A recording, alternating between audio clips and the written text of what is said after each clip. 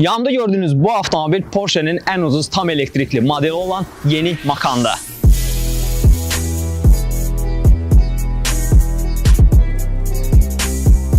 Ucuz deməyimə baxmayın, bu model Porsche'nin premium elektrik platformasında qurulmuş ilk SUV-dir. 100 kW batareya ilə 651 km-yə yaxın məsafə qət edə bilir. Ön hissədə markanın elektrikli ailəsindən olan Taycan'ı xatırladan gündüz işıqları, aşağı hissədə isə matrisalı LED faralar yerləşir. Arkada isə mono LED işıq zolağı və hərəkətli spoiler diqqəti çəkir. Askı sistemi ön hissədə McPherson, arxa hissədə Multilink olsa da, turbo versiyalarda arxa oxda sükan idarə etməsi də mövcuddur. Bagaj həcminə gəlincə, öndə 84 litr, arkada isə 540 litrlik tutum mövcuddur.